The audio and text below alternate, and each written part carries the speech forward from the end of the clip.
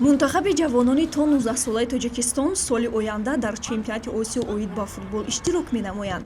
Бо мақсади омодагӣ ба ин чорабинии муҳим, якачини ҷавонони кишвар бо ҳамсолони худ аз Эрон ду бозии дӯстона доир мекунанд. Рӯзи 24 декабр вохӯрии якуми дастаҳо дар назар аст. Ба ҳамин хотир ҷавонони кишвар таҳти роҳбарии Мубин Эргашев ба тамринҳо фаро гирифта шуданд.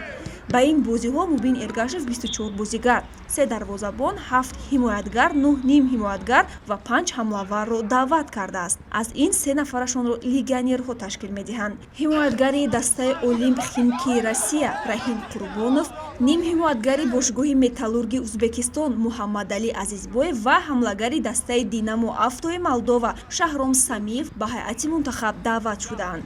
Ба гуфти Эргашев, даста дар ҳолати хуб қарор дорад, якчанд мушкилоти кадрӣ ҳаст, вале чандон ҷиддӣ нестанд. Ну, на сборе, в принципе, кого мы ожидали, все прибыли. Это и Самиев, Шахром Зоиров, Исроиль.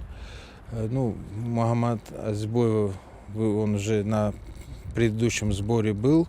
В принципе, на тех ребят, кого мы рассчитывали, они все здесь. Есть, конечно, травмированные, но это хорошее подспорье. Во-первых, мы давно не играли товарищеских игр. Это с августа с Узбекистаном. А до финальной части осталось всего 2 месяца. Хороший спарринг, одна из сильнейших команд Азии. Они в разных возрастах, всегда на ведущих позициях.